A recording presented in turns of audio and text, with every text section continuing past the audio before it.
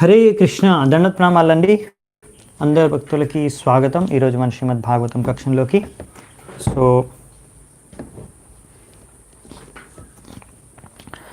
ఈరోజు మనము 2వ స్కందము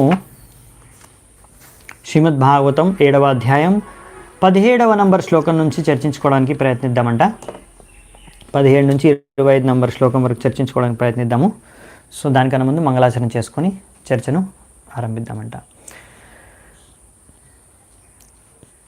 ఓం అజ్ఞానతిమిరంధస్య జ్ఞానాంజనాశలాకయా చక్షోరున్మిళితం येन తస్మై శ్రీగురవే నమః. శ్రీచైతన్యమనోభీష్టం స్థాపితం येन భూతలే స్వయం రూపः కదా మह्यं దదాతి స్వపదాంతికం. వందేహం శ్రీగురూన్ శ్రీయుతాపదకమలం శ్రీగురూన్ వైష్ణవాంశ్చ శ్రీరూపం సాగ్రజాతం సాగనరఘునాథాన్వితాం తం సజీవం సాద్వైతం సావధూతం భజనసహితం కృష్ణచైతన్యదేవం श्रीराधाकृष्णपादान् सहगणललिता श्रीविशाखान्वितांश्च नमः ॐ विष्णुपादाय कृष्णप्रेष्ठाय भूतले श्रीमते भक्तिवेदान्तस्वामिनिति नामिने. नमस्ते सारस्वती देवे गौरवाणी प्रचारिणे निर्विशेषशून्यवादी पाश्चात्यदेशधारिणे. नमो महावदन्याय कृष्णप्रेमप्रदायते कृष्णाय कृष्णचैतन्य नामिने गौरत्विषे नमः. हे कृष्णा करुणा सिन्धो दीनबन्धु जगत्पते गोपेश गोपिका कान्त राधाकान्त नमोस्तुते. तप्तकाञ्चन गौराङ्गी राधे वृन्दावनेश्वरी वृषभानुसुते देवी प्रणमामि हरिप्रिये. नीलाचलनिवासाय नित्याय परमात्मने बलभद्रसुभद्राभ्यां जगन्नाथाय ते नमः. वाञ्छाकल्पतरुभ्यश्च कृपासिन्धुभ्येव च पतितानां पावनेभ्यो वैष्णवेभ्यो नमो नमः. जय श्रीकृष्ण चैतन्य प्रभु नित्यानन्द श्री अद्वैत गदाधर श्रीवासादि गौरभक्तवृन्द. हरे कृष्णा कृष्ण कृष्णा हरे हरे हरे राम राम राम हरे हरे. హరే కృష్ణ భక్తులందరికీ స్వాగతం. మనము ఈరోజు 17వ నంబర్ శ్లోకం నుంచి 25వ శ్లోకం వరకు చర్చించుకునే ఈ చర్చలో ఏ అవతారాల గురించి చర్చించుకోవడానికి ప్రయత్నిద్దామంటే, ఇందులో వామనదేవ అవతారం, హంస అవతారం, మన్వంతర అవతారం, ధన్వంతరి అవతారం, పరశురాముడు అవతారం మరియు శ్రీరామచంద్రుడి గురించి. 17వ నంబర్ శ్లోకం నుంచి ఆరంభిద్దామంట. జాయాన్ గుణైరవరజోప్యదితే సుతానాం లోకాన్ విచక్రమ ఇమాన్ యద అతాదియజ్ఞ క్ష్మాం వామనేన జగ్రే త్రిపదచ్చలేన యచ్నామృతే పతిచరన్ ప్రభుభిర్న చాల్యః. ఇక్కడ ఏం చెప్తున్నారంటే వామనదేవు గురించి చెప్తున్నారన్నమాట. అదితి కశ్యపుడు యొక్క అందరికన్నా చిన్న పుత్రుడిగా, యంగెస్ట్ పుత్రుడిగా వామనదేవుడిగా జన్మిస్తాడు భగవంతుడు. ఆ వామనదేవుడు అవతారంలో ఆయన ఆల్రెడీ 3 గుణాలకి అతీతుడు భగవంతుడు. అయినా కానీ అంతేకాకుండా ఇక్కడ కూడా ఆ అదితి యొక్క పుత్రులైన ఇంకా ఆదిత్యుల కన్నా ఎంతో మంచి సర్వ లక్షణ గుణాలు ఉన్న వ్యక్తిగా ఆయన జన్మిస్తాడనమాట. వామనదేవుడు ఒక బ్రాహ్మణ రూపంలో, ఒక భిక్షుకుడి రూపంలో ఆయన బలి మహారాజు దగ్గరికి వెళ్ళి ఆయనను భిక్షం అడిగే, ఆయన దగ్గర నుంచి 3 పాదాల భూమిని యాచిస్తాడు. అప్పుడు ఆ బలి మహారాజ్ ద్వారా 3 పాదాల భూమి ద్వారా ఆయన మొత్తం ముల్లోకాలనే ఆయన దగ్గర నుంచి మొత్తం హరించేస్తాడు. వామనదేవుడు తీసేసుకుంటాడు. భగవంతుడు ఇక్కడ కావాలంటే ఆయన శక్తిని ప్రదర్శించి ఆయన శక్తి సామర్థ్యంతో ఎంతో సునాయాసంగా బలి మహారాజ్ నుంచి ఆయన దగ్గర ఉన్న సంపత్తి కానీ ఆయన దగ్గర ఉన్న ముల్లోకాలు కానీ ఆయన దగ్గర నుంచి తీసేసుకోవచ్చు. కానీ అలా తీసుకోలేదు. ఎందుకు అంటే బలి మహారాజు తన శక్తి సామర్థ్యం పరాక్రమం ప్రతిభతో ఆయన సామర్థ్యంతో ఈ ముల్లోకాలను ఆయన జయించాడు. ఎలాగైతే ఒక క్షత్రియుడు తన సామర్థ్యాన్ని పరాక్రమాన్ని ప్రదర్శించి రాజ్యాల్ని ఆయన సంపాదించుకున్న తన రాజ్యాన్ని విస్తరించుకుంటాడో, అలాగే బలి మహారాజు కూడా తన శక్తితో తన సామర్థ్యంతో ఒక క్షత్రియుళ్ళ ఈ ముల్లోకాల్ని జయించాడు కనుక అందుకనే ఆయన నుంచి అలా అన్యాయంగా భగవంతుడు అలా తన శక్తి ప్రదర్శించి తీసుకోలేదన్నమాట. ఎందుకంటే అది పద్ధతి కాదనేసి ఒక బ్రాహ్మణ రూపంలో వేషం అంటే అవతారం తీసుకొని, వామనదేవ అవతారం తీసుకొని భగవంతుడు ఆ బలి మహారాజ్ దగ్గరికి వెళ్తాడు. మీకు స్టోరీ తెలుసు. సో కానీ ఇందులో ఎన్నో విషయాలు మనం నేర్చుకోవచ్చు అంట, ప్రభుపాల్ ద్వారా రాశారు. ఏంటంటే సో ఇలా బలి మహారాజు సరైన పద్ధతిలో ఆయన అన్ని ముల్లోకాలని జయించాడు చెప్పాలంటే. మొత్తం 14 లోకాలు ఆయన ఆధీనంలో ఉన్నాయి, అంటే స్వర్గాన్ని కూడా జయించేశాడు ఆయన. సో అలాంటి సమయంలో ఎప్పుడైతే బలి మహారాజు దగ్గరికి వామన్ దేవుడు వచ్చాడో అప్పుడు ఆయన 3 పదాల భూమి అడగానే ఆ సమయంలో ఈ యొక్క గురువు శుక్రాచార్యులు, ఈయన గురువు బలి మహారాజు యొక్క గురువు శుక్రాచార్యులు వెంటనే చెప్పేశాడు, అతను విష్ణువు వామనుడు రూపంలో వచ్చాడు, నీ మొత్తం సంపదనంతా తీసేసుకుంటాడు, 3 పాదాల భూమి అడుగుతున్నాడు కానీ మొత్తం తీసేసుకుంటాడు అని ముందే వార్నింగ్ ఇచ్చేశాడు. అయినా కానీ విష్ణువేనా వచ్చింది, మనం అంతా ఇవ్వాల్సింది విష్ణుడికే, మొత్తం అసలు సంపత్తి ఆయనే కదా, భగవంతుడిదే కదా మొత్తం సంపత్తి, మనం మాత్రం ఓన్లీ కేర్ టేకర్ మాత్రమే, మనం ఓన్లీ కొంచెం సమయం వరకు దాన్ని మనం సంరక్షణ చేసేవారి మాత్రమే, అంతేగాని అసలు భోక్త అసలు అధిపతి మొత్తం సంపదకి ఆయన వచ్చినప్పుడు ఒకవేళ ఆయన విష్ణువే అయితే ఆయన 3 పాదాల ద్వారా మొత్తం సంపత్తే తీసుకొనివ్వండి, నాకేమీ అవసరం లేదు, నాకేమీ చింత లేదు, దానికి టెన్షన్ ఏం లేదు అని. ఇప్పుడు శుక్రాచార్యుడు ఏంటంటే ఇప్పుడు తన బాధ ఏంటంటే ఇప్పుడు మరి బలి మహారాజు మొత్తం సంపద అంతా ఇచ్చేస్తే విష్ణువుకి మరి తినడానికి మరి ఈయన ఎలా బతుకుతాడో తెలియదు కానీ నాకెలా, ఇదన్నమాట శుక్రాచార్యుడు యొక్క టెన్షన్. సో అందుకనే బలి మహారాజుకి అలాంటి టెన్షన్ లేదనమాట. అలా భగవంతుడికి అన్నీ సమర్పించుకున్నాడు బలి మహారాజు. మరి అతను ఏమైనా కోల్పోయాడా జీవితంలో? మరి అన్నీ సమర్పించేసుకుంటే కోల్పోయాడా, లాసా? లేదండి, భగవంతుడి యొక్క కృపకు అనుగ్రహుడయ్యాడు. అతని గొప్పతనాన్ని మొత్తం ప్రపంచం చూసింది, ఎంత గొప్ప భక్తుడో. మనం అందుకనే బలి మహారాజుని కూడా 12 మహాజనుల్లో ఒక మహాజనుగా మనం గుర్తిస్తాం. ఆయన గురించి ఒక వృత్తాంతం అంతా ఎంతో విస్తృతంగా చర్చ అనేది 8వ స్కందంలో జరుగుతుంది. అప్పుడు మళ్ళీ చూద్దాము, ఒక్కొక్క సీన్ టు సీన్ అక్కడ ఎక్స్ప్లెనేషన్ ఉంటుంది. ఇప్పుడు మాత్రం కొద్దిగా ఇక్కడ ఇచ్చారు, ఆ విషయం నేర్చుకుందామంట. సో అలా భగవంతుడికి మొత్తం సమర్పించుకున్న బలి మహారాజుడు మరి కోల్పోయాడు జీవితంలో అన్నీ అంటే కాదండి, భగవంతుడి కృప ద్వారా ఆయనకు భగవంతుడే ఎంతో అధిక సంపత్తి, ఆ స్వర్గంలో ఉన్న ఇంద్రుడి కన్నా ఎక్కువ సంపత్తి ఆయనకి ఇచ్చాడు. అంతేకాకుండా ఆయన రాజ్యంలో ఆయనకు సాంగత్యాన్ని కూడా ప్రసాదించాడు భగవంతుడు. ఎలా అంటే ఆయనకు ద్వారక పాలకుడు అయిపోయాడు భగవంతుడు వామన్ దేవుడు స్వయంగా బలి మహారాజు రాజ్యానికి ద్వారపాలకుడుగా ఉంటాడనమాట. అంటే ఇంక ఎవ్వరు భగవంతుడే ద్వారపాలకుడు అయినప్పుడు ఇంకెవరైనా ఆ యొక్క రాజ్యాన్ని జయించగలరా, ప్రవేశించగలరా శత్రువులు? సో అలా భగవంతుడు అంతరక్షణని అంత కృపను ప్రసాదించాడు బలి మహారాజుకి. సో భగవంతుడికి ఎవరైనా సమర్పించుకుంటే ఏదైనా వారు ఎప్పుడు ఏది కోల్పోరు జీవితంలో, ఇంకా ఎంతో అధికంగా లబ్ధి చెందుతారు, ఇంకా ఎంతో భగవంతుడి కృపకు పాత్రలు అవుతారనే విషయాన్ని మనం బలి మహారాజు యొక్క వృత్తాంతం నుంచి నేర్చుకుంటాం. నార్తో బలేరయమ్మురు క్రమపాద శౌచం ఆపశికాధృతవతో విభూదాధిపత్యం యో వై ప్రతిశ్రుతం మృతేన చికీర్షదన్యత్ ఆత్మానమంగ మనసా హరయే భీమేనే. సో ఇక్కడ ఏం రాశారంటే బలి మహారాజు ఎవరైతే భగవంతుడి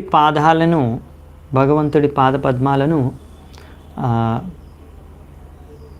కడిగాడు కదా వాటర్తో, నీరుతోని, ఆ నీటిని తన తలపైన పెట్టుకున్నాడు. అలాంటి బలి మహారాజు అలా తన 3 పాదాల యొక్క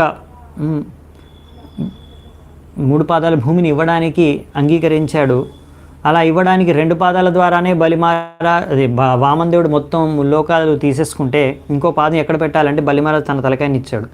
అంటే తనను మొత్తం ఆత్మసమర్పణ చేసుకున్న అలాంటి బలి మహారాజుకు స్వర్గం అనేది ఒక లెక్క అని ఇక్కడ చెప్తున్నారనమాట. అలాంటి బలి మహారాజు ఎవరైతే తన గురువుని కూడా భగవంతుడి కోసం తన గురువుని కూడా ఎవరైతే ఎప్పుడైనా గురువు ఇలా ఇది ఒక శిక్షణ అనమాట. మనం బలి మహారాజు నుంచి నేర్చుకునేది ఏంటంటే ఆయన మహాజనుడు, ఆయన ఆచరణ ద్వారా మనకు నేర్పిస్తాడు ఎన్నో విషయాలు. ఒకవేళ మీ గురువే మిమ్మల్ని అన్నారనుకోండి, అమ్మో భగవంతుడికి నువ్వు అన్ని సమర్పించేసుకుంటే, అంటే భగవంతుడికి నువ్వు సేవ చేయకూడదు, భగవంతుడు స్వయంగా వస్తే అతన్ని నువ్వు సేవ చేయకూడదు అని చెప్పే అలాంటి గురువుని మనం త్యాగం చేయొచ్చు అంట. అది కూడా మేము నేర్చుకుంటాం మనం. సో ఇక్కడ అతనికి స్వర్గం అనేది ఒక లెక్కే కాదు, భగవంతుడే అతనికి ముఖ్యం అనే విషయాన్ని నేర్చుకుంటాం అన్నమాట.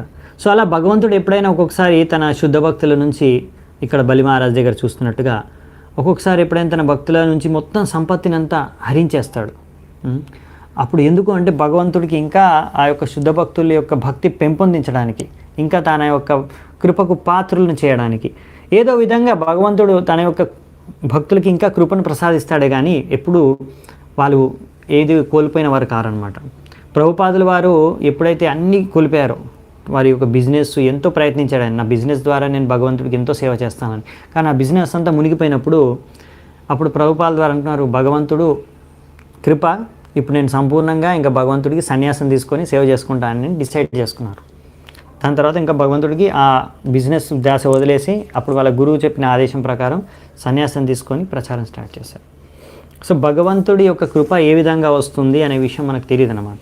ఒకసారి భగవంతుడి కృపే మనం ఏదైనా కోల్పోతే లాస్ అయిన బిజినెస్లో మనకు తెలియదు, మనం మంచిగా భక్తి చేసుకుంటుంటే మాత్రం తప్పకుండా అది మన మంచిగా అనే విషయాన్ని మనం అర్థం చేసుకోవాలి. ఎందుకంటే భగవంతుడు మన మంచి కోరే చేస్తాడు ఏదైనా సరే, ముఖ్యంగా ఎవరైతే మంచి భక్తి చేస్తున్నారో వాళ్ళకి.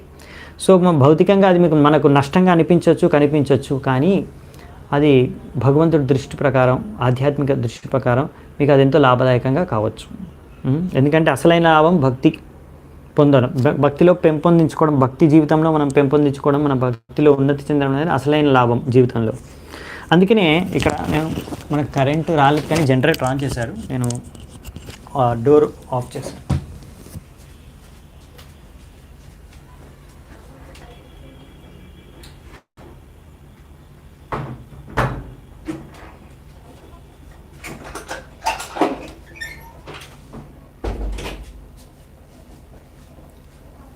హరే కృష్ణ. సో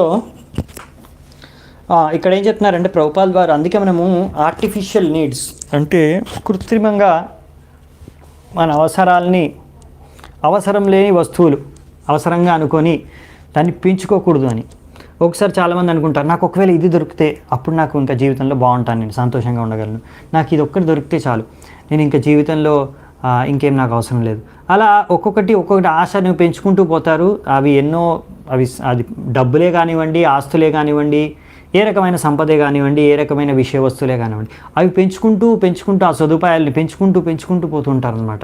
సరే ఇది ఒక్కటి దొరికిన తర్వాత భక్తి చేద్దాంలే, ఇది తర్వాత భక్తి చేద్దాంలే, అలా అనుకుంటూనే జీవితాంతం గడిపేస్తుంటారు కొంతమంది.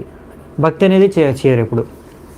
సో అందుకనే ఇక్కడ ప్రభుపాల్ ద్వారా అంటున్నారు ఏంటంటే, మనము ఎంతైనా మీరు సంపాదించుకోండి, ఎంతైనా చేసుకోండి, కానీ భగవంతుడి సేవలో మనం దాన్ని యుక్తపరచాలన్నమాట.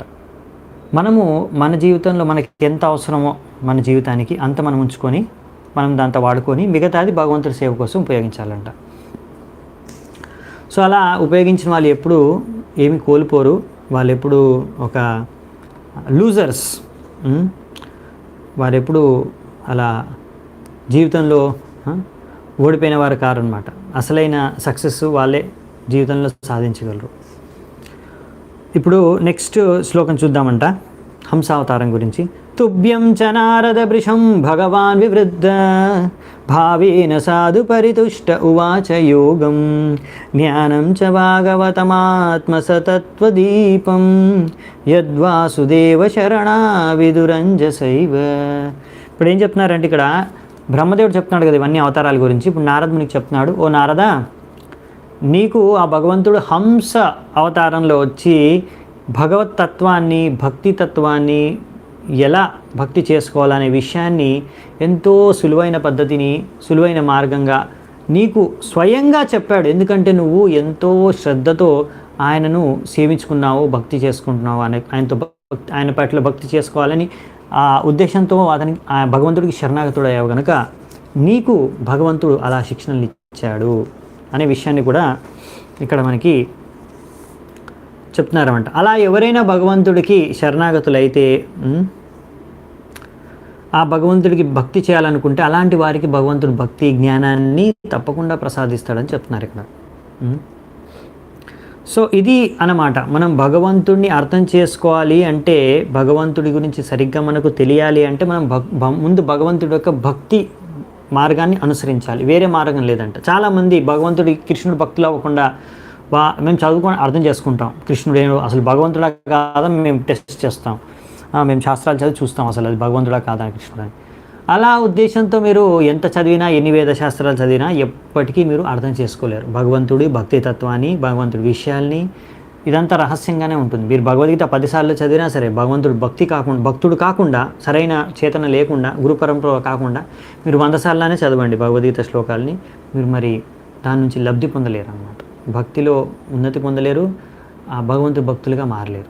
భగవద్గీతను సరిగ్గా ఎవరైనా అన్నారనుకోండి, నేను భగవద్గీత అంతా చదివేశానే అంటే మీరు ఫస్ట్ గమనించాల్సిందే, మరి అతను కృష్ణుడు భక్తుడు అయ్యాడా లేడా?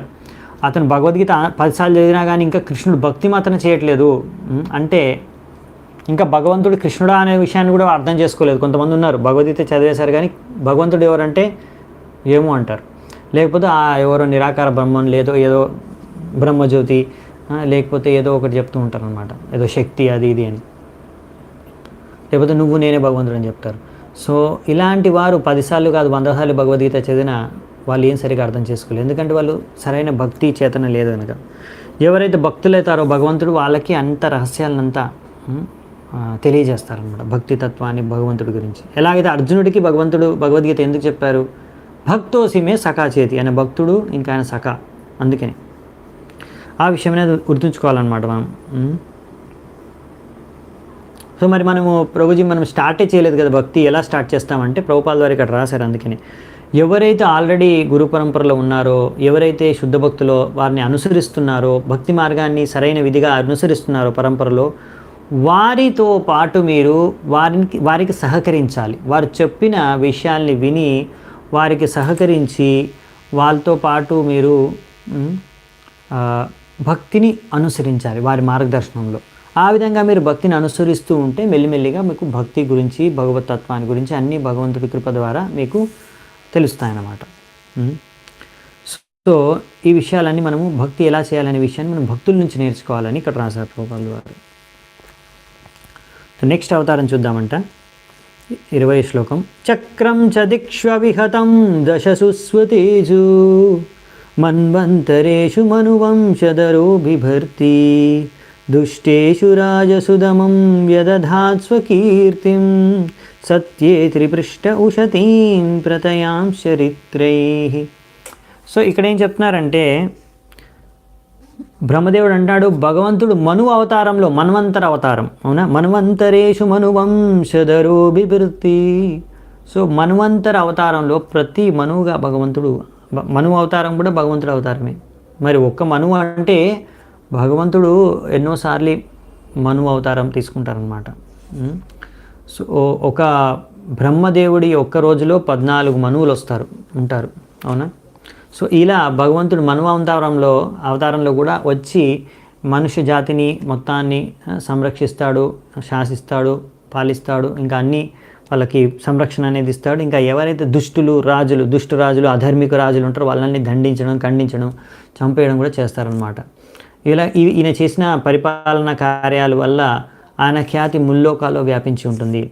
ఇలాంటి మన్వంతర అవతారాల్లో కూడా భగవంతుడు వస్తాడు. మరి ఎన్ని మనువులు వస్తారో ఒక బ్రహ్మదేవుడి జీవితంలో అంటే ఒక్క రోజులో పొద్దున్నుంచి రాత్రి అంటే 12 గంటల్లోనే 14 మనువులు వస్తే ఆయన మొత్తం 100 ఏళ్ళ జీవితంలో, మన ఒక్క బ్రహ్మ జీవితంలోనే 504,000 మనువులు, అంటే 5,04,000 మనువులు, 5,04,000 మనువులు బ్రహ్మదేవుడి యొక్క జీవితంలో అన్ని అవతారాలు తీసుకుంటే మరి ఎంతమంది బ్రహ్మలు ఉన్నారు? ప్రభుపాల్ ద్వారా అన్నారు మరి ఈ బ్రహ్మాండంలో అనంతకోటి బ్రహ్మాండాలు, ఒక్కొక్క బ్రహ్మాండంలో ఒక్కొక్క బ్రహ్మదేవుడు ఉన్నాడు అంటే ఎన్ని మీరు లెక్క చేయగలరా? బ్రహ్మాండాలు లెక్క చేయనప్పుడు ఒక్కొక్క బ్రహ్మాండంలో ఎన్ని మన్వంతరాలు వస్తున్నాయి ఎలా లెక్క చేయగలరు? అంటే లెక్కలేనంత ఓన్లీ మన్వంతర అవతారాలే ఈ యొక్క సృష్టిలో ఉంటే ఇంకా ఎన్ని వివిధ రకాల అవతారాలు ఉన్నాయి మనం చర్చించుకుంటున్నాం డైలీ. సో అందుకే భగవంతుడి యొక్క అవతారాలు అనంతం అని అంటాం అనమాట మనం. ధన్వంతరిశ్చ భగవాన్ స్వయమేవ కీర్తిర్ నామ్నా నృణాం పురురుజాం రుజ ఆశుహంతి యజ్ఞే చ భాగమమృతాయురవావరుంద ఆయుష్య వేద మనుషాస్యవతీర్య లోకే. సో ఇక్కడ ఏం చెప్తున్నారంటే ఇంకా నెక్స్ట్ అవతారం వచ్చేసి ధన్వంతరి అవతారం. భగవంతుడు ధన్వంతరి అవతారంలో కూడా ఆయన తీసుకున్నాడు. ఈ భగవంతుడు ధన్వంతరి అవతారంలో వచ్చి అన్ని సకల రోగాల్ని నయం చేశారనమాట, జనాలకి వచ్చే సకల రోగాల్ని. అలాగ ధన్వంతరి యొక్క కృప ద్వారానే దేవతలు కూడా పెద్ద ఎంతో పొడవైన ఆయువు వాళ్ళకి దక్కింది. అంతేకాకుండా ఆయనే ఈ యొక్క విద్యను, ఆయుర్వేద ఈ యొక్క శాస్త్రాన్ని, జ్ఞానాన్ని మనకు ప్రసాదించారు, ఔషధ జ్ఞానాన్ని. సో మనకు ఆయుర్వేదం కూడా వేదాల్లో ఉంటుంది కదా, అంటే మన ఆయుర్వేదాల్లో ఈ యొక్క సైన్స్ కూడా ఉందన్నమాట. సో ఇలా భగవంతుడు ధన్వంతరి ఖ్యాతికెక్కాడనమాట. సో మనకి వేదాల్లో అన్ని రకాల జ్ఞానం ఉందన్నమాట. మనకు కావాల్సిన ఒక మనిషి బతకడానికి, జీవించడానికి ఏమేమి జ్ఞానం కావాలో, భగవద్ధామానికి వెళ్ళడానికి కావాల్సిన జ్ఞానంతో పాటు ఈ లోకంలో జీవించడానికి కావాల్సిన జ్ఞానం కూడా వేదశాస్త్రాల్లో సంపూర్ణంగా ఉంది. జీవన విధానం, జ్ఞానమే కాదు, ఎలా జీవించాలనే విధానం కూడా ఉందన్నమాట. అవునండి, క్షీరసాగర మంతనంలో అప్పుడు ధన్వంతరియే అమృత కలశాన్ని తీసుకొని బయటకు వస్తాడు, కరెక్టే. మళ్ళీ అది మనం అక్కడ చర్చించుకుంటాం మళ్ళీ సముద్రమంతన లీల వచ్చినప్పుడు విస్తృతంగా. ఇక్కడ అన్ని లీలాధారాల నుంచి అంటే షార్ట్గానే ఇచ్చారు మనకి. అంటే చెప్పాం కదా ముందు స్కందాల్లో వచ్చే అన్ని స్టోరీస్ ఇప్పుడే ఇస్తున్నారని బ్రీఫ్గా. కానీ అలా అన్ని రోగాల్ని నయం చేసేది భగవంతుడే ధన్వంతరి రూపంలో. అలాగే అన్నిటికన్నా ముఖ్యమైన రోగం ఒక మనిషికి ఉన్నది భవరోగం. ప్రతి జీవికి ఉండేది ఏంటంటే భవరోగం. ఆ భవరోగానికి ఔషధంని భవౌషధి. ఆ భవౌషధి ఏంటంటే భగవంతుడి నామం అని ఇక్కడ మనకు రాశారనమాట. ఈ భగవంతుడి నామం ద్వారా మనకి భవరోగం నయం అయిపోయి దాని తర్వాత మనం భగవద్ధామానికి వెళ్ళిపోవచ్చు అనమాట. సో నెక్స్ట్ పరశురాముడు అవతారం. క్షత్రం క్షయాయ విధినోపభృతం మహాత్మా బ్రహ్మదృగుజ్జితపతం నరకార్తిలిప్సు ఉద్ధంత్య సావమణికంటకముగ్రవీర్యస్ త్రిసప్తకృత్వ ఉరుధార పరశ్వధేన. సో మరి భగవంతుడు పరశురాముడు అవతారం ఎత్తాడు. ఎప్పుడు అంటే ఎప్పుడైతే ఈ భూమిపైన రాజులు పరిపాలించే ఎవరైతే రాజులు ధర్మానుసారంగా భగవంతుడికి భక్తి చేసుకుంటూ అలాగే సరైన మార్గదర్శనం ప్రజలకి చేస్తూ పరిపాలించవలసిన ఆ రాజులు ఎప్పుడైతే అధర్మములుగా మారారో, అంటే భగవంతుడికి వ్యతిరేకంగా శాస్త్రాలకి విరుద్ధంగా ఎప్పుడైతే కార్యకలాపాలు చేయడం ఆరంభించారు, అధర్మాన్ని అనుసరించడం ఆరంభించారు, ఇంకా రాజు అధర్మాన్ని అనుసరిస్తే ఇంకా యథా రాజా తథా ప్రజ. సో అందుకనే అలాంటి రాజులను దండించడం అంటే ఇక్కడ చంపేయడం డైరెక్ట్గా. అలాంటి రాజులని మొత్తం హతమార్చడానికి పరశురాముడు అవతారంలో వచ్చి మొత్తం 21 పీడియలో ఒక రాజుల్ని హతమార్చాడు, క్షత్రియుల్ని. ఇక్కడ రాశారు అందుకే త్రిసప్త అంటే 3 సప్త అంటే 3 × 7 21. 21 సార్లు ఆయన తిరిగాడు అన్నమాట. ఎవ్వరు దొరికితే వాడిని వేసేయడమే అంతే. ఆయన దగ్గర ఒకటి ఇది ఉండేది ఏంటంటే పరశ్వదేన, పరశు అంటాం, అందుకనే పరశురామ అంటారు ఆయన పేరు. ఎందుకంటే ఎప్పుడు ఆయన చేతిలో పరశు ఉంటుందన్నమాట. సో ఆయన వస్తున్నాడంటే చాలా అక్కడ ఉన్న క్షత్రుడు ఇంకా పారిపోవడమే. చాలామంది అలా పారిపోయి పరశురాముడికి భయపడి, పరశురాముడు అనేది చాలా స్పీడ్ వెళ్ళాడు అనమాట. ఎంత స్పీడ్గా ప్రయాణించేవాడు, ఎంత స్పీడ్గా యుద్ధం చేసేవారంటే మన మనస్సు ఎంత వేగంగా ప్రయాణిస్తుందో అంత వేగంగా ఆయన ప్రయాణించి యుద్ధం చేసేవాడు అనమాట పరశురాముడు. సో అలా పరశురాముడికి భయపడి చాలామంది క్షత్రియులు ఈ ప్రదేశం నుంచి, ఇప్పుడున్న భారతదేశం ఉన్న ప్రదేశం నుంచి దూరంగా పారిపోయానంట. అంటే మన అవునండి, గొడ్డలి కరెక్ట్. యాక్స్, పరశు అంటే గొడ్డలి. Thank you. సో మన దూరంగా పారిపోయారనమాట రాజులు కొంతమంది. అలాంటి రాజులు ఎక్కడి వరకు వెళ్ళిపోయారంటే ఆ ఈజిప్టు, జర్మనీ అటువైపు చాలా దూరం ప్రదేశంలో. అందుకనే ఆ విషయాలన్నీ మనకి మహాభారతంలో ఇచ్చారని ఇక్కడ ప్రభుపాల ద్వారా రాశారనమాట. నెక్స్ట్ శ్లోకం చూద్దామంట. ఇప్పుడు 23, 24, 25 వచ్చేసి 3 శ్లోకాలు రామచంద్రుడి గురించి. ఇవి చూసుకొని ముగిద్దామంట. ఇప్పుడు అయోధ్య భూమి పూజన జరిగింది కదా మొన్న.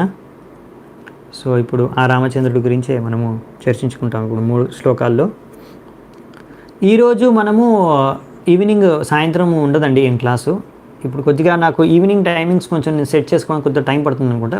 మేబీ జన్మాష్టమి తర్వాత నేను కొంచెం ఆలోచన సెట్ చేస్తాను. రేపు సాయంత్రం మనము రేపు ఈవినింగ్ రామాయణం క్లాస్ తెలుగులో పెట్టుకుందామంట, సాటర్డే.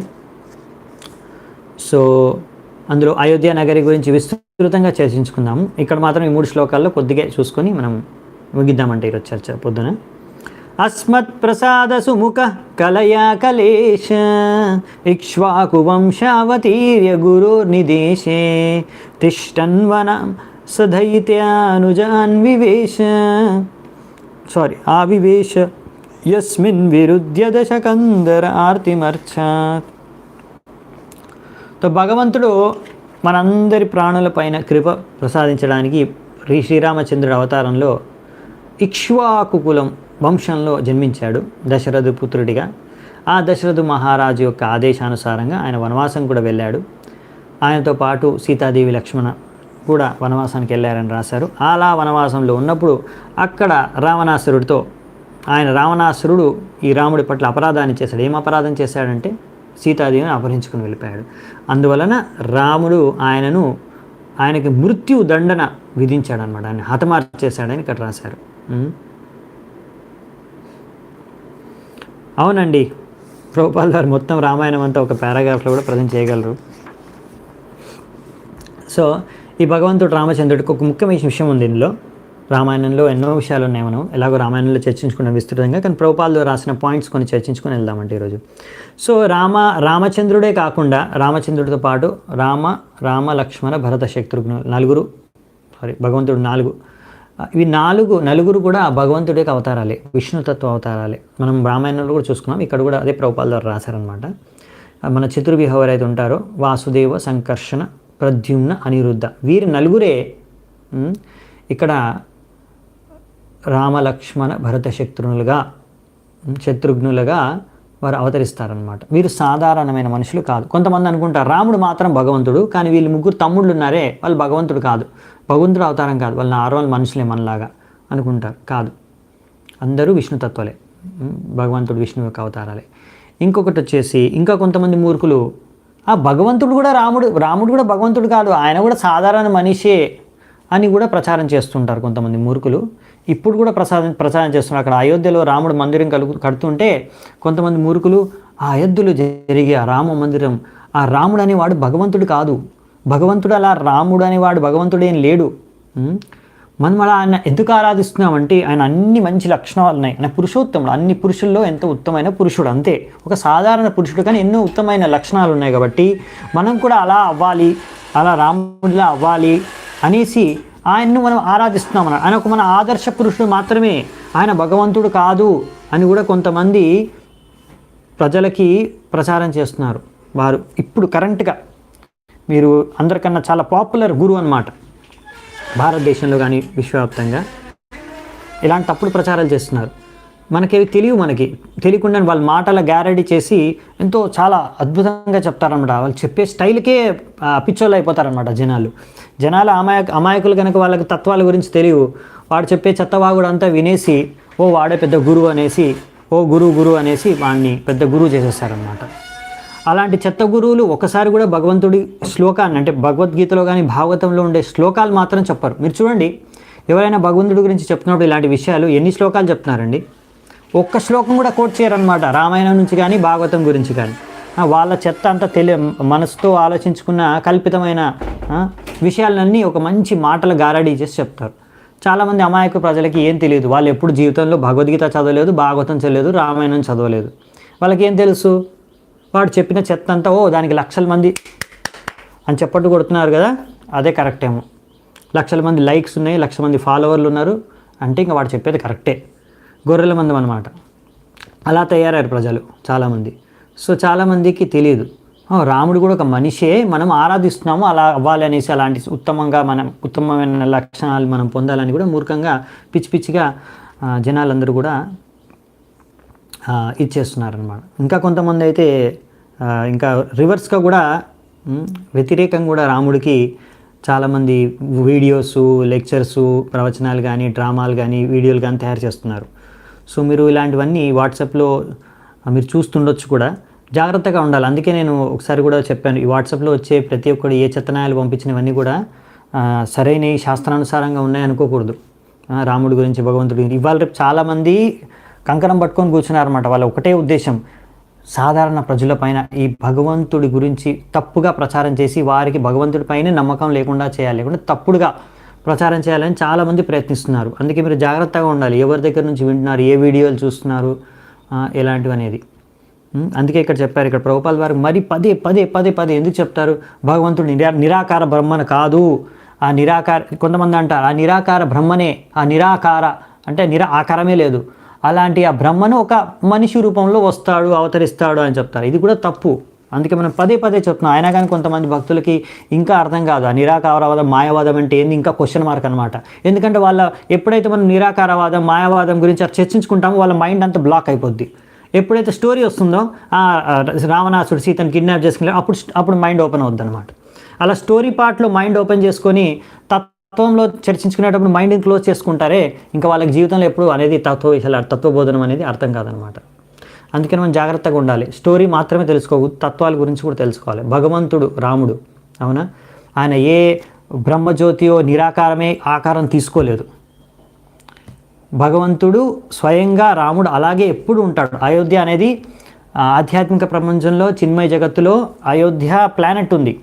వైకుంఠ లోకంలో అయోధ్య అనేది కూడా ఒక లోకం ఉంది. అక్కడ ఎల్లప్పుడూ రాముడు ఉంటాడు. ఏదో ఒక నిరాకార బ్రహ్మణం ఒక ఆకారం తీసుకొని ఇక్కడ భగవంతుడు అవతారంగా వచ్చాడు, ఈ చెత్త కథనాలన్నీ మీరు వినకూడదు. ఇలా చెప్పేవాళ్ళు చాలామంది ఇప్పుడైతే ఇంకా వాళ్ళు ఏ శ్లోకాలని కూడా చెప్పరండి. భాగవతం, రామాయణాన్ని కోటు కూడా చేయరు. ఇక్కడ నుంచి చెప్తున్నామని కూడా చెప్పరు. నోటికి వచ్చిందల్లా వాగేస్తూ ఉంటారు. బాగా చెప్తున్నాడు అంతే. కలియుగంలో ఎవడైతే సరిగ్గా చెప్పగలుగుతాడో, అంటే బాగా మాట్లాడగలుగుతాడో, ఎవరికైతే వాక్చాతుర్యత ఉందో వాడినే పండితుడు అనుకుంటారంట ప్రజలు. మీరు చూడొచ్చు, ఎవడు మాటలు మంత్రికుడు, మాటలు గారెడి చేయగలడు, వాడే గొప్ప అనమాట, వాడే గొప్ప పండితుడు. ఎందుకంటే సాధారణ ప్రజలకు తెలియదు కదా, వాళ్ళు చదవలేదు కదా భగవద్గీత, భాగవతం. వాళ్ళకి ఎలా గుర్తుపట్టగలరు సరైన గురువు ఎవరని?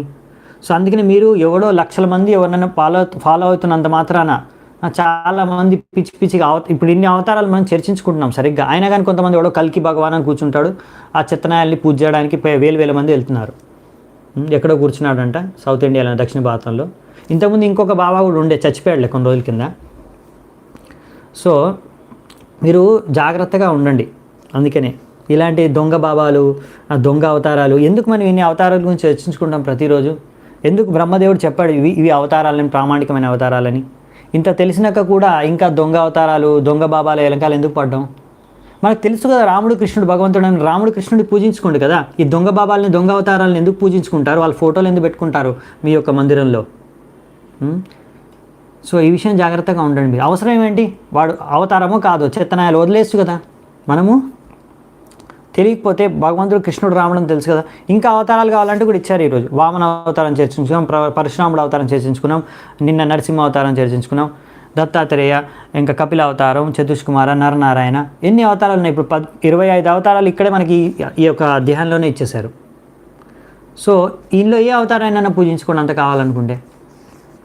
అంతేగాని మనుషుల్ని భగవంతుడికి చేయకండి. మనిషి భగవంతుడికి చాలా తేడా ఉందన్నమాట. ఆ విషయాన్ని అందుకే ప్రభుపాల్ వారు పదే పదే తెలుపుతారు. సో ఇదొక విషయం ఇక్కడ చెప్తే, ఇంకొక విషయం వచ్చేసి ఏంటంటే, ఇలా రావణాసుడు చేసిన తప్పిదం ఏంటంటే ఆయన సీతను అపహరించుకొని భోగించాలని ప్రయత్నించాడు. అది రావణాసురుడు చేసిన తప్పు. అదే తప్పు ప్రతి ఒక్కరు ఈరోజు చేస్తున్నారు. ఏంటి? ఆ భోగవృత్తి. లక్ష్మీదేవి ఒక అవతారమే సీతాదేవి, అవునా? సో అందరికీ లక్ష్మీ కటాక్షం కావాలన్నమాట. ధనం కావాలి, సంపత్తి కావాలి. ఎందుకు? భోగించడానికి. సో ఆ లక్ష్మీదేవి ఎప్పుడు నారాయణుని సేవించాలనుకుంటుంది. అదే ఆమె ఎప్పుడైతే మీరు లక్ష్మీనారాయణని ఇద్దరిని ఒక్కసారి సేవించాలి, అంతేగాని లక్ష్మి ఒకటే సేవించలేరు. అలా ఉంటే లక్ష్మి ఉండదు మీ దగ్గర. సో అది సరైన పద్ధతి కాదు. అది రావణుడి యొక్క ప్రవృత్తి అనమాట. రావణ మెంటాలిటీ. మనం చూడ్డానికి మనిషి రూపంలో ఉండొచ్చు, కానీ ఒకవేళ మనమే అన్నీ భోగించడానికే జీవిస్తున్నామంటే అది రావణుడి యొక్క ప్రవృత్తి. అప్పుడు మరి భగవంతుడు సరైన గుణపాఠాన్ని మనకి ఎప్పుడప్పుడు తెలియజేస్తారనమాట. సో అందుకనే రాముడు భగవంతుడు అనే విషయాన్ని మనం గుర్తించాలి. మనం రావణాసుడిగా వ్యవహరించకూడదు అనమాట. భగవంతుడి సంపత్తిని భగవంతుడి సేవలో ఉపయోగించాలి. అలాగే భగవంతుడు రామచంద్రుడు ఆయన మర్యాద పురుషోత్తం భగవంతుడు అంటే 6 ఐశ్వర్యాలను తీసుకొని అవతరిస్తాడు. అలాగే రాముడు కూడా అవతరించాడు అనమాట. ఆ విషయాన్ని కూడా మనం గుర్తుంచుకోవాలి. యస్మాదాదుదధిరూఢ భయాంగవేపో మార్గం సపద్యరిపురం హరవద్ధి దక్షో దూరే సుహృన్మతితరోష సుశోన దృష్ట్యా తాతప్యమానమకరోరగనక్రచక్ర. సో ఇక్కడ ఏం చెప్తున్నారంటే, ఇంకా భగవంతుడు రామచంద్రుడు ఇలా ఎప్పుడైతే సీతను అపహరించుకుని వెళ్ళిపోయినప్పుడు రావణాసుడు ఎంతో దుఃఖానికి లోనయ్యాడు. అవునా? అప్పుడు దాని తర్వాత ఆ సముద్రం దగ్గరికి వెళ్ళాడు వెతుక్కుంటూ సీతని. ఇప్పుడు తెలిసిన తర్వాత లంకలో రావణాసురుడు బందీ చేశాడని ఆ రావణాసురుడి వైపు, ఆ లంక వైపు ఎంతో కోపంగా చూసినప్పుడు ఆ కోపానికి అక్కడ ఉన్న సముద్రం అంతా ఆ నీరంతా వేడికి మరగడం స్టార్ట్ అయిందనమాట. సో మొత్తం సముద్రం అంతా వేడి నీళ్ళగా మారిపోయింది. మరి అందుకని చెప్తున్నారు ఇక్కడ, మరి ఎవరైనా ఒక రాముడు సాధారణ మనిషి అనుకోండి, ఓకే, ఆదర్శ పురుషుడనే నమ్ముతున్నారు చాలామంది, ఆయన భగవంతుడు కాదనుకుంటున్నారు. మరి అలా కన్నెర్ర చేస్తే కోపం తెచ్చుకుంటే మరి సముద్రం అంతా బాయిల్ అవ్వడం స్టార్ట్ అయిపోయింది. ఎలా బాయిల్ అవుతుంది? మరి మీరు కోపంగా మీరు చూస్తే సముద్రాన్ని కానీ లంకని కానీ, లేకపోతే మీరు కన్నెర్ర చేసుకుంటే మరి సముద్రం అంతా బాయిల్ అయిపోతుందా? అవ్వదు కదా. సో అందుకనే భగవంతుడు సాధారణ పురుషుడు కాదు, ఆయన భగవంతుడు సాధారణ మనిషి కాదు అనే విషయాన్ని మనం అర్థం చేసుకోవచ్చు. ఇలా ఎన్నో లీలలు ఉన్నాయి, ఇది ఒక ఉదాహరణ ఇక్కడ ఇచ్చారు.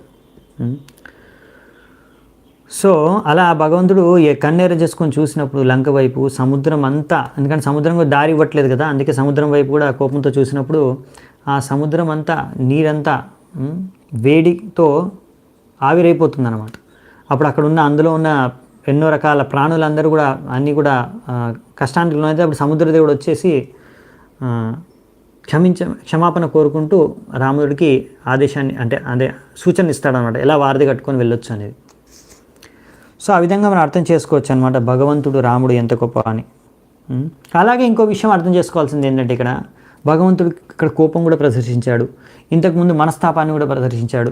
అంటే కొంతమంది అనుకుంటారు ఇవి చూసి, అరే భగవంతుడికి కూడా కోపం వస్తుంది, భగవంతుడికి కూడా ఆయన సీత కోల్పోయినప్పుడు, సీతను అపహరించుకెళ్ళినప్పుడు ఆయనకు కూడా దుఃఖం ఉంది, అంటే మనిషిలాగే వ్యవహరిస్తున్నాడే, ఈయనకు కూడా మనలాగా ఉండే భావనలే రాముడికి కూడా ఉన్నాయి, అంటే రాముడు కూడా మనలాగే మనిషి అని కూడా కొంతమంది నిర్ధారణకు వస్తారు. ఎందుకంటే వాళ్ళ ప్రకారం భగవంతుడు అంటే అతనికి ఎప్పుడు కోపం రాకూడదు, అతనికి ఎప్పుడు దుఃఖం ఉండకూడదు, అతనికి ఎటువంటి మనోభావాలు ఉండకూడదు. అది పూర్తయిన భ్రమ అన్నమాట, మీ పిచ్చి. కానీ ఇక్కడ ఈ యొక్క మొత్తం ప్రపంచం ఇదేంటిది? భౌతిక ప్రపంచం, ఆధ్యాత్మిక ప్రపంచం 3 వంతులైతే ఇది 1 వంతు. అవునా? ఆధ్యాత్మిక ప్రపంచం అసలైన ప్రపంచం. అందులో ఇప్పుడు మీరు ఇది జైలుతో కంపేర్ చేస్తాను. జైల్లో ఉన్న వస్తువులు బయట ఉండవా? కొంతమంది మూర్ఖులు కాకపోతే ఇప్పుడు నా జైల్లో ఇది ఉందంటే బయట ఇది ఉండకూడదు అంటే తప్పు కదా. జైల్లో మీకు కొన్ని మాత్రమే వసతులు, సువిధలు, కొన్ని వస్తువులు, కొన్ని విషయాలు మాత్రమే ఉంటాయి. బయట దానికన్నా ఎన్నో రేట్లు, ఎన్నో వెరైటీలు దొరుకుతాయి. ఇప్పుడు జైల్లో ఒకటే డ్రెస్ వేసుకుంటాడు ఖైదీ. జైల్లో నేను డ్రెస్ వేసుకున్నాను, బయట కూడా డ్రెస్ వేసుకుంటారా? అదేంటి మరి దానికి ఈ జైలుకి బయటికి తేడా ఏంటి? వారు కూడా మరి జైలే, అది కూడా బయట కూడా జైలే అంటే మూర్ఖత్వం. అక్కడ ఒక డ్రెస్ కాదు, రకరకాల డ్రెస్సులు ఉంటాయి బయట వేసుకునే వాళ్ళు, సాధారణ ప్రజలు. జైల్లో ఉన్నవాడు ఒకటే డ్రెస్ వేసుకుంటాడు, వాడికి ఖైదీ డ్రెస్ ఉంటుంది. సో అలా భగవంతుడిలో ఇంకా ఆధ్యాత్మిక ప్రపంచంలో ఎన్నో వెరైటీస్ ఉంటాయి. ఇక్కడ మీరు కనిపించేవన్నీ మీకు అక్కడ ఉంటాయి, మీరేం భయపడాల్సిన అవసరం లేదు. ఆధ్యాత్మిక ప్రపంచంలోకి వెళ్ళిపోతే మరి ఇక్కడ ఉన్న మనకు అన్నీ ఇక్కడ ఏవో మనకు ఉన్నాయి కదా వస్తువులు. ఇప్పుడు ఏరోప్లేన్ ఉంది, అక్కడ మరి ఏరోప్లేన్ ఉంటుందా తిరగడానికి అంటే అక్కడ ఉంటుందండి. అక్కడ ఉన్న విమానం ఏంటంటే పెట్రోల్ డీజిల్ వేయాల్సిన అవసరం లేదు ఆ విమానంలో. అది ఎప్పుడు ల్యాండ్ అయినప్పుడు ఎప్పుడు క్రాష్ అవ్వదు, దాన్ని ఎప్పుడు హైజాక్ కూడా చేయడు ఎప్పుడు. అక్కడ ఉన్న విమానంలో మనస్సుతో మనం తలుచుకుంటే చాలు, ఏ లోకానికంటే ఆ లోకానికి తీసుకెళ్ళిపోతుంది క్షణాల్లో. మనస్సు ఏ స్పీడ్లో వెళ్తుందో ఆ స్పీడ్లో విమానం ప్రయాణిస్తుంది అనమాట. అక్కడ విమానాలు ఉన్నాయండి. ఇక్కడికన్నా చాలా ఆ విమానాలు ఎలా ఉంటాయంటే ఆధ్యాత్మిక ప్రపంచంలో ఇక్కడలాగా విమానాల్లాగా మీకు సీట్ బుక్ చేసుకోకపోతే స్థలం దొరకదు అనమాట. టికెట్ దొరకకపోతే ఆ సీట్లు ఫుల్ అయిపోయాయి అనుకోండి, టికెట్ దొరకదు మీకు విమానాల్లో. ఇక్కడ భౌతిక ప్రపంచంలో అక్కడ ఏంటంటే విమానంలో మీరు కూర్చున్నారనుకోండి, ఒకవేళ మీరు ఇంకో 10 మందిని ఎక్కించుకోవాలనుకుంటే ఎక్కించుకుంటే అది పెరిగిపోతుంది అనమాట. మీకు ఎంత పెద్దగా కావాలంటే అది పెద్దగా అయిపోతుంది, ఎంత చిన్నగా కావాలంటే అంత చిన్నగా అయిపోతుంది. అలా ఉంటాయి అక్కడ విమానాలు. పుష్పక విమానం అలాంటిదే. ఎవరైతే మన కుబేరుడి నుంచి ఎవరైతే భరించుకున్నాడో రావణాసురుడు లాక్కున్నాడో ఆ పుష్పక విమానం అలాంటిదే. ఆ పుష్పక విమానంలోనే రామచంద్రుడు మొత్తం వానరసేనని తీసుకొని అయోధ్యకి వెళ్ళాడు. మీరు అర్థం చేసుకోండి ఎంతమంది వానరసేన అంటే. అందరూ పుష్పక విమానంలో వచ్చేసారు మరి. సో అందుకనే ఆధ్యాత్మిక ప్రపంచంలో ఎంతో వెరైటీ ఇంకెక్కువ అనమాట. ఇక్కడ ఉంది ఏం లేదు అసలు. ఇక్కడంతా ఇది జిరాక్స్ కాపీ ఎంత బాగుంది అనుకుంటే మరి ఒరిజినల్ ఎంత బాగుండాలి, ఆ విషయాన్ని అర్థం చేసుకోవాలి. అంతేకాని మనలో ఉన్న భావనలే భగవంతుడిలో ఉంటే మరి ఆయన భగవంతుడు ఎలా అవుతాడు? భగవంతుడిలో అన్ని భావనలు ఉంటాయి, కానీ డిఫరెన్స్ ఏంటంటే మనం ఏంటంటే భౌతిక. మనం ఎందుకు ఏడుస్తున్నామంటే, మనం ఎందుకు నవ్వుతున్నామంటే, ఏదైనా మనకి ఇంద్రియ భోగానికి దొరికితే నవ్వడం అనమాట ఆనందం. ఏదైనా కోల్పోతే విషయ వస్తువుల్ని ఇంద్రియ భోగానికి మనం ఏదైనా దానికి ఒక కష్టం కలిగితే అప్పుడు మనకు అది కష్టం అనమాట, దానికి దుఃఖాన్ని లోనవుతాం. సో ఇది భౌతిక దుఃఖం, భౌతిక సుఖం అనమాట. కానీ భగవంతుడు ఆయన క్రోధాన్ని వ్యక్తం చేసినా, దుఃఖాన్ని వ్యక్తం చేసినా, ఆనందాన్ని వ్యక్తం చేసినా అవన్నీ ఆధ్యాత్మిక స్థలంలో ఉంటాయి. ఆ విషయాన్ని మనం గుర్తించాలి. అందుకే మనం చెప్తున్నాం కదా, చూడ్డానికి అన్నీ ఒకేలాగా కనిపిస్తాయి కానీ అవి ఆధ్యాత్మిక స్థలంలో ఉన్నాయి, మనం చేసేవి భౌతిక స్థలంలో ఉన్నాయి. అందుకే వాటిని పోల్చుకోకూడదు అలాగా. ఇంకా లాస్ట్ శ్లోకం చూసి ఈరోజు ముగిద్దామంట. వక్షస్థల స్పర్శరుగ్న మహేంద్రవాహ దంతైర్విడంబిత కకుబ్జస ఊదహాసం సద్యో సువిస్సహ వినేశతి దారహర్తుర్ విష్పూజితైర్ధనుష ఉచ్చరతో దిశైన్య. ఫస్ట్ లైన్లో ఆయన గొప్పగా చెప్పారు. రావణాసురుడు ఎప్పుడైతే ఇంద్రుడితో యుద్ధానికి వెళ్ళాడో ఆ యుద్ధ భూమిలో ఇంద్రుడి యొక్క ఏనుగు ఐరావతం తన తొండంతో ఎప్పుడైతే నా రావణాసురుడు దానికి ఇక్కడ ఛాతిలో కొడితే ఆ తొండం అంటే ఆ ఐరావతం యొక్క తొండం ముక్కలై విరిగిపోయిందంట, అన్ని సైడ్లు విరిగిపోయి పడిపోయిందంట ఎంతో శబ్దం చేస్తూ. అప్పుడు రావణాసుడు నా ఛాతికి తగిలి ఆ తొండమే విరిగిపోయింది, నేను ఎంత పవర్ఫుల్, ఎంత శక్తివంతుడు అనేసి అలా మొత్తం ఆ యుద్ధ భూమిలో తిరుగుతున్నాడంట రావణాసురుడు. తన యొక్క నా శక్తి ఎంత గొప్ప అని. అలాంటి ఆ రావణాసుడు అహంకారాన్ని, శక్తిని మట్టిలో కనిపించేశాడు. ఎవరు? రాముడి యొక్క విల్లు యొక్క జలధరింపుతో. రాముడి యొక్క విల్లు యొక్క జలధరింపుతో రావణాసురుడి అహము, ప్రాణము అంతా మట్టిలో కలిసిపోయిందని చెప్తున్నారు ఇక్కడ. సో అలా మనం నేర్చుకునేది ఏంటంటే, ఎంత శక్తివంతుడైనా సరే ఒక వ్యక్తి, ఎంత ప్రతిభావంతుడు, ఎంత సమర్థుడైనా సరే భగవంతుడు తలుచుకుంటే ఒక్క క్షణంలో ఆయన హతమార్చేయగలడు. అలాగే ఒక వ్యక్తి ఎంతో శక్తిహీనుడైనా సరే, అతనికి ఎక్కువ సామర్థ్యం లేకున్నా సరే, కానీ భగవంతుడు అతన్ని రక్షించాలనుకుంటే మాత్రం అతన్ని ఎవరేం చేయలేరు. ఆ విషయం మారే కృష్ణ రాకే కృష్ణ మారేకి అంటారు బంగ్లాలో. ఒకవేళ భగవంతుడు ఎవరినైనా అనుకున్నాడు అనుకోండి, అతను ఎవడైనా సరే చచ్చూరుకుంటాడు. ఒకవేళ భగవంతుడు రక్షించాలనుకుంటే అతన్ని ఎంతమంది చంపాలని ప్రయత్నించినా కానీ తప్పకుండా బతికే ఉంటాడనమాట. అందుకే అది విశేషత, గొప్పతనం. సో ఈరోజు రేపటి నుంచి కృష్ణుడి లీలలు నెక్స్ట్ శ్లోకం నుంచి కృష్ణుడి లీలలు వస్తాయండి, కృష్ణావతారమే. సో నెక్స్ట్ 10 శ్లోకాలు ఉన్నాయి కృష్ణావతారంకి. సో మనం అందుకనే దాన్ని నేను చూస్తాను, వీలైతే దాన్ని మనం నెక్స్ట్ 3-4 డేస్ చర్చించుకోవడానికి ప్రయత్నిద్దామంట. సో దట్ ఎందుకంటే దాని తర్వాత డే మనకి జన్మాష్టమి కనుక మనకు అలా మ్యాచ్ అయింది. చూడండి, భాగవతం అరేంజ్ చేశారు. భాగవతం మనకి అరేంజ్ చేసింది చెప్పాలండి, ఎవరో ఎందుకు. So Bhagavatam is reciprocating. So we will discuss, అంటే రేపటి నుంచి మనం కృష్ణులీల చర్చించుకుందాం పొద్దున. సో రేపు ఈవినింగ్ రామాయణం చర్చించుకుందాం. ఓకే, చాలా చాలా ధన్యవాదాలు మీ అందరికీ. ఎంతో ఓపికతో ఈరోజు చాలా ఎక్కువ లేట్ అయినా కానీ ఉన్నారు. హరే కృష్ణ. గ్రంథరాజ్ శ్రీమద్ భాగవతం కీ జై. సమవేత గౌర భక్త వృంది కీ జై. నితాయ్ గౌర్ సీతనాథ్ ప్రేమానంది. హరి హరి బోల్.